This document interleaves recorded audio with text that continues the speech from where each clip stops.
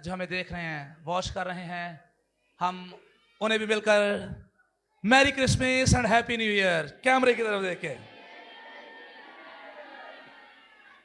आमीन। Yes please, thank you Lord Jesus. खुदावंद का शुक्र है। बैठिए प्लीज, बैठे, तशरीफ रखें।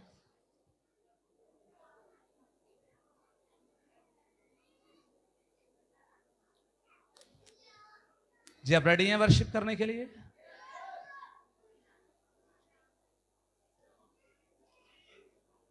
सिर्फ 2 लोगों को पता है कलाम सुनना है अभी।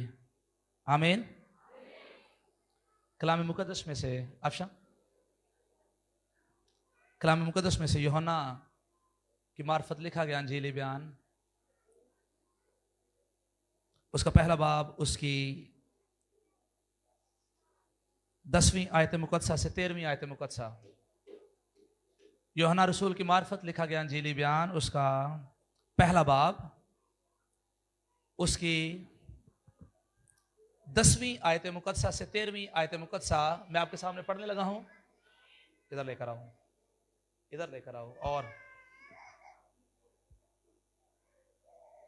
यस, यहां पर लिखा है, सुनिएगा तवज्जो के साथ ताकि मैं और आप सीख सकें। यहां पर लिखा है, वो दुनिया में था और दुनिया उसके वसीला से पैदा हुई और दुनिया ने उसे ना पहचाना।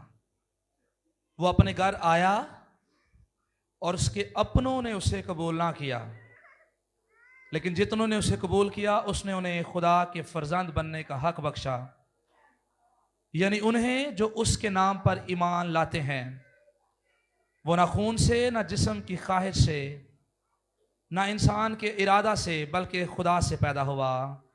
कलाम मुकद्दस का पढ़ा और सुना जाना हम सब के लिए बाइस बरकत ठहरे। आमीन। यहां पर यीशु मसीह की बात हो रही है और यहां पर बाइबल मुकद्दस फरमाती है कि वो दुनिया में था। ये जब वो इस दुनिया में था उसकी बात हो रही है, और जब वो दुनिया में था तो बाइबल मुकद्दस फरमाती है कि दुनिया उसके वसीला से पैदा हुई। दुनिया उसके वसीला से पैदा हुई। मैं और आप यीशु मसीह के वसीला से पैदा हुए हैं, यीशु मसीह की वजह से पैदा हुए हैं। अगर मेरी और आपकी जिंदगियां हैं तो वो यीशु मसीह की वजह से हैं। आमीन आमीन। अगर मेरी और आपकी सांसें चल रही हैं तो वो किसकी वजह से हैं? यीशु मसीह की वजह से। यीशु मसीह वसीला है। आमीन आमीन। यीशु मसीह वसीला है। इस कायनात का वसीला यीशु मसीह है। मेरी जिंदगी का वसीला यीशु मसीह है। आसमान का वसीला, सब चीजों का वसीला जो है वो मेरा और आपका मुनज्जी यीशु मसीह है। और मैं और आप उसकी वजह से हैं। मैं और आप उसकी वजह से हैं। लेकिन यहां पर कलाम मुकद्दस फरमाता है कि वो दुनिया में आया और दुनिया ने उसे ना पहचाना। दुनिया ने उसे ना पहचाना। यहां पर मैं पहचानना वर्ड जो है इस पर आपकी तवज्जो दिलवाना चाहता हूं।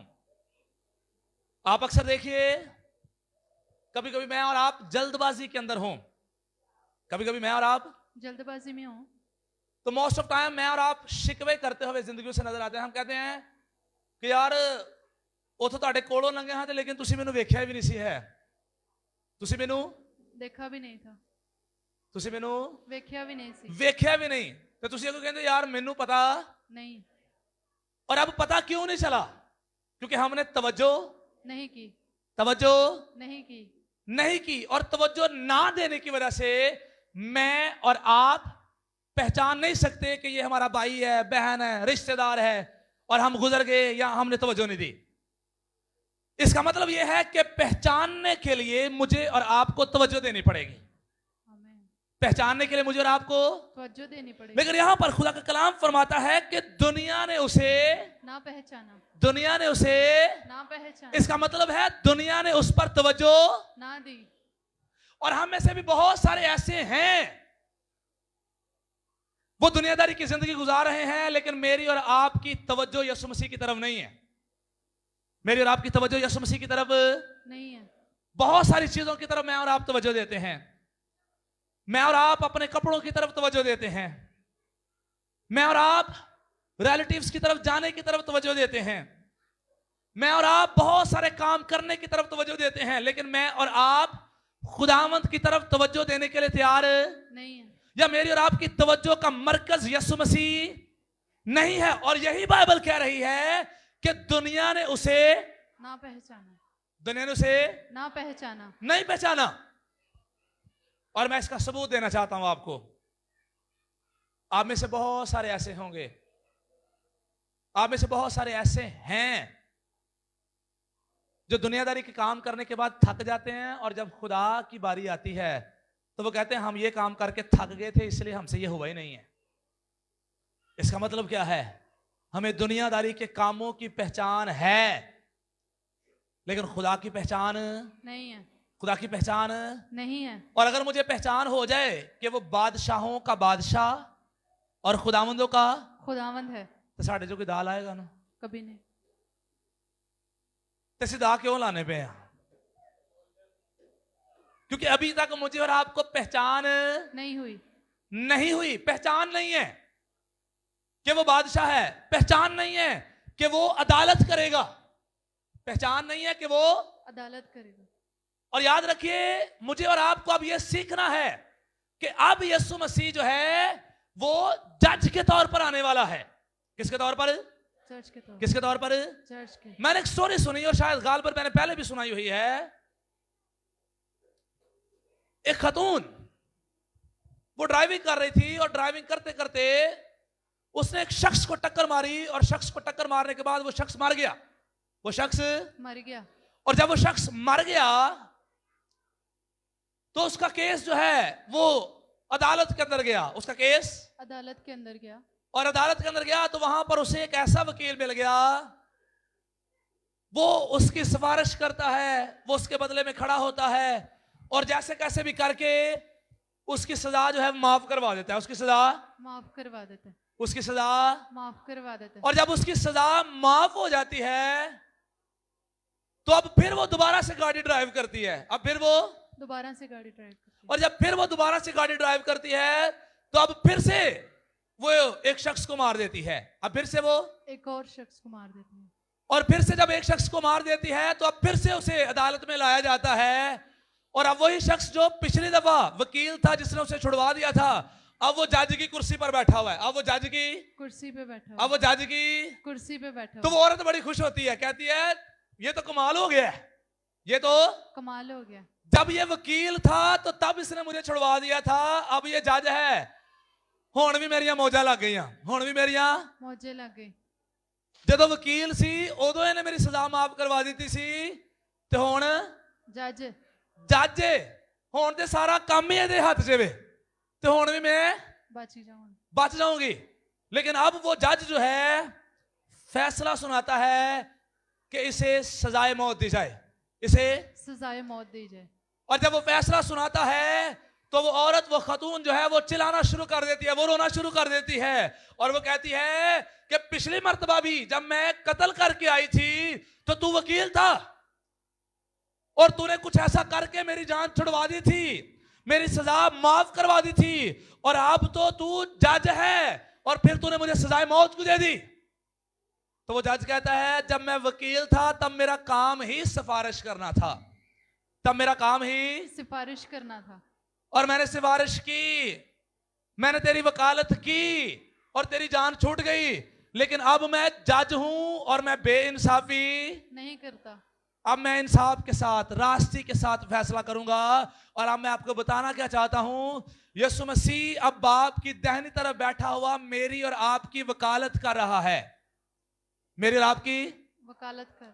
मैं और आप गुनाह करते हैं, वो कहता है ए बाप चल एक मौका इनू होर दे दे, एक साल इनू होर दे दे, चल ऐस दफा इनू माफ कर दे, माफ कर दे, अगली दफा देखेंगे। लेकिन याद रखिए अगली दफा अगली दफा अगली दफा कितनी देर? अब जब वो आने वाला है तो वो जज के तौर पर आएगा, क्योंकि कलाम मुकद्दस फरमाता है बाप ने अदालत का सारा इख्तियार जो है वो अपने बेटे यीशु मसीह को दिया है। वो अब अदालत करने के लिए आने वाला है। वो आकर अदालत करेगा और जो रास्त होंगे, रास्तबाजी की जिंदगियां गुजारने वाले होंगे, उन्हें वो अपने बाप की बादशाही में ले जाएगा, उनमें शामिल कर देगा। और वो लोग जो गुनहगार होंगे, जिन्होंने गुनाह किए होंगे, जिन्होंने जुल्म ढाए होंगे, जिन्होंने नाइंसाफियां की होंगी, उन्हें वो अपने फरिश्तों को हुक्म देगा कि इन्हें वहां फेंक दो जहां रोना और दांत पीसना है। तो मैंने और आपने ये पहचान करनी है कि वो जज है। आमीन, आमेन, आमीन। आमेन। अब सबसे बड़ी पहचान कौन सी मैंने और आपने करनी है? कि वो जज है। तो जज की करने वाला है, जजमेंट, इंसाफ करने वाला है। कब हमें नहीं पता, लेकिन वो जल्द आने वाला है। कब आने वाला है? जल्द आने कब वाला, आने वाला है? जल्द आने वाला। और यहां पर बाइबल मुकद्दस फरमाती है कि दुनिया ने उसे ना पहचाना, दुनिया ने उसे ना पहचाना। जिन सिपाहियों ने मारा यीशु मसीह को, रोमी सल्तनत के बारे में, यहूदियों के बारे में, जिन्होंने उसे मसलूब कर दिया, सलीब चढ़ा दिया, हम जब उनकी बात करते हैं तो हम कहते हैं वो अच्छे लोग नहीं है, वो अच्छे लोग नहीं है। और इवन शायद आप में से कई जज्बाती हो। मैंने सुना एक बुजुर्ग थे, तो गुड फ्राइडे वाले दिन उन्हें चर्च में दुआ करने का मौका दिया, और जब उन्हें दुआ करने का मौका दिया तो उन्होंने, उस बुजुर्ग ने गालियां निकालना शुरू कर दी। मैं कहा तुझे बड़े होए तो की करन आए ने? गालियां कर, दुआ करन आए ने तो की कहते पे ने? गालियां निकाल, गाला कढ़दे पे ने। तो पता की दुख की है? यसु जी ने तेन सलीब चढ़ाया सी ना है, यसु जी ने तेन स्लीप चढ़ाया सी। अगली गल मैं नहीं कहना चाहता, लेकिन बाबा जी वरा कही, बाबा जी वरा कहिया, उन्हें कहा इनू थले लावो, बाबा जी वरा एडा यसु दा हेजला। और हम में से कई बहुत सारे ऐसे हैं, जब वो यहूदियों को देखते हैं, जब वो उस मंजर को देखते हैं कि जिन्होंने यीशु को कोड़े मारे थे, सलीब चढ़ाई थी, तो हमें लगता है कि वो अच्छे लोग नहीं थे, वो अच्छे लोग नहीं थे। तब अपने ऊपर गौर करें एक मिनट के लिए। जब आप गुनाह करते हैं तो बाइबल मुकद्दस फरमाती है मैं और आप यीशु मसीह को अलानिया जलील करते हैं। क्या करते हैं? अलानिया जलील। क्या करते हैं? अलानिया जलील। कब? जब हम गुनाह करते हैं, जब मैं और आप गुनाह करते हैं, जब मैं और आप नाफरमानी करते हैं, जब मैं और आप खुदा के आईन तोड़ते हैं, जब मैं और आप बाइबल को सुनने के बाद फिर अपनी मर्जियां करते हैं, मैं और आप मसीह यीशु को अलानिया जलील करते हैं। तो मैं कहना क्या चाहता हूं, उन्होंने भी नहीं पहचाना था और असी भी नहीं पहचाना। और यही मेरा और आपका, यही मेरा आज की शाम में आपको चैलेंज है, या यही मेरा और आप, मैं आपकी आज की शाम में आपको ये पॉइंट देना चाहता हूं कि आए आज की शाम में यीशु मसीह की पहचान का मुकाशवा अपने साथ लेकर जाएं। आमीन। और यीशु मसीह की पहचान का मुकाशवा ये है, यीशु मसीह जहां पर निजात दहिंदा है, जहां पर गुनाह माफ करने वाला है, वहां पर वो अदालत भी करेगा।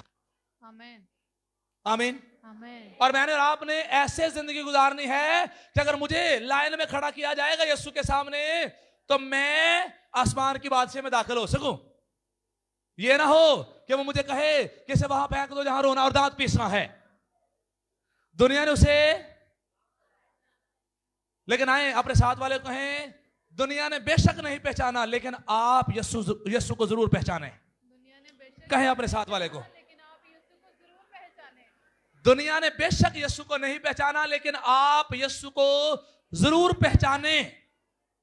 आमीन, आमीन, आमीन। दुनिया ने क्यों नहीं पहचाना? क्योंकि दुनिया के काम बुरे थे।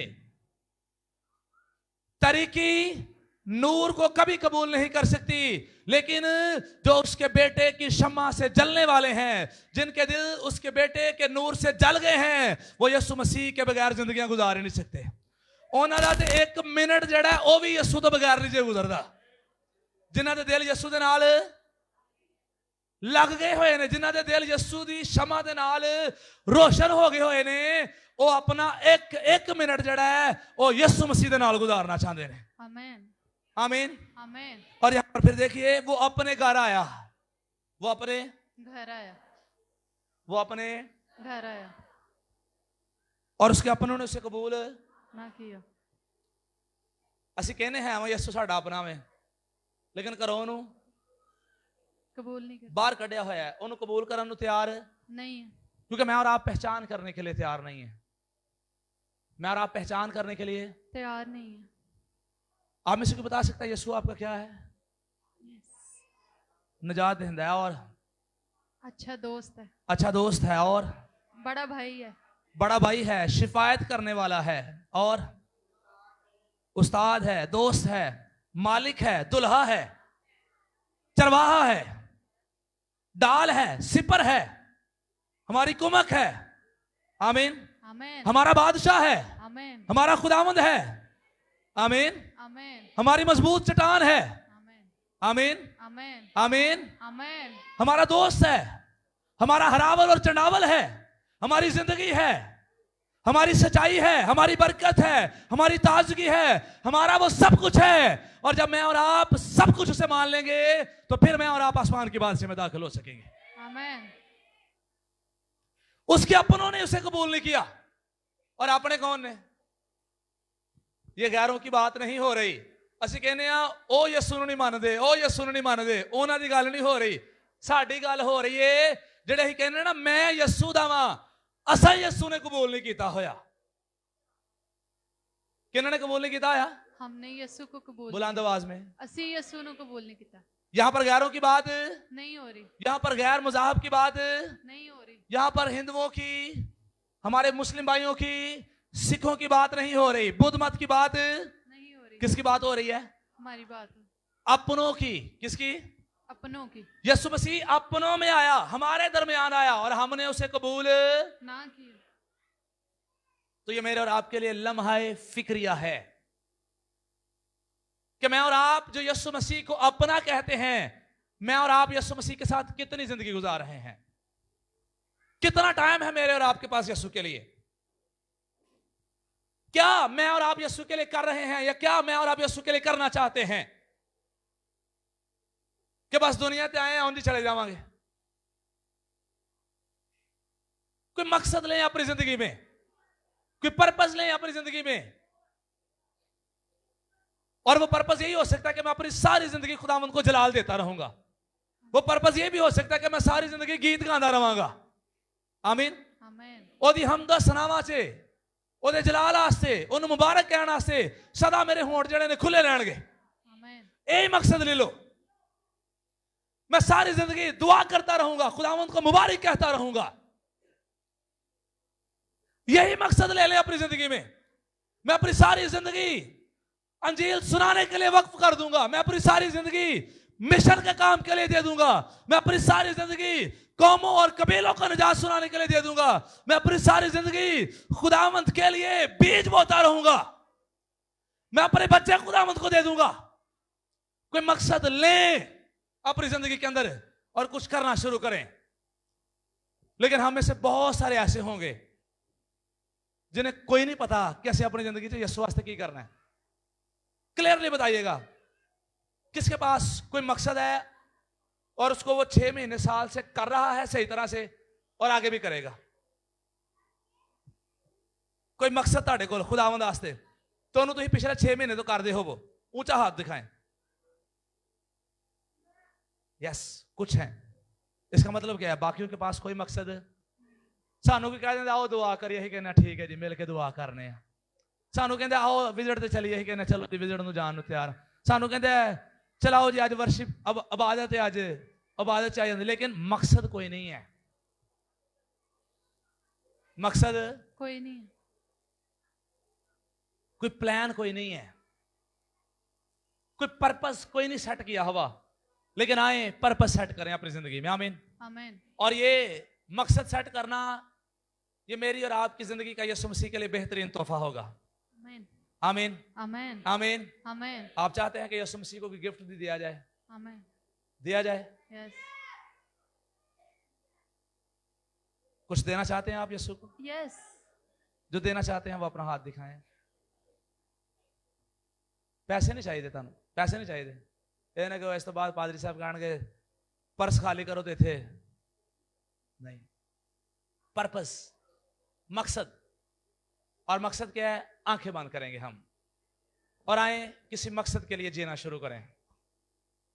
यीशु के लिए कोई मकसद सेट करें, गोल सेट करें कि आप यीशु के लिए कुछ करेंगे, आप यीशु के लिए कुछ करना चाहते हैं। आए कुछ प्लान करें। चर्च मेरी गुजारिश है, आंखें बंद करें। आपसे गुजारिश है, अपनी आंखें बंद करें और गोल सेट करें। शायद आप में से लोगों ने, जो बीवियां, उन्होंने हस्बैंड के लिए भी कुछ तोहफा ले लिया है, गिफ्ट ले, उन्होंने कपड़े के वक्त पे आया सी। शोहरों ने भी बीवियों के लिए, बच्चों के लिए काम कर लिए हैं, लेकिन आए अब यीशु के लिए भी कुछ कर दें। दिलावर इधर ले आओ। आए यीशु के लिए भी कोई प्लान सेट कर लें। हमने बच्चों के लिए भी कर लिए हैं, पूरा महीना शायद हमने बच्चों के लिए प्लान सेट किए हैं। हस्बैंड के लिए, खानदानों के लिए, बहनों के लिए, भाइयों के लिए। शायद हम में से बहुत सारों ने ये प्लान सेट किए कि फलां को घर दावत दूंगा, वो हमारे साथ खाना खाएं। और शायद हमने ये भी किए हैं। यीशु मसीह के लिए क्या किया है, इस पर तवज्जो करें। अगर कुछ नहीं किया तो आए अभी फैसला करें कि मैं यीशु के लिए कुछ करूंगी, करूंगा, और अपनी जिंदगी यीशु को दें कि खुदावंद मैं तेरे लिए कुछ करना चाहता हूं। तुझे मुबारक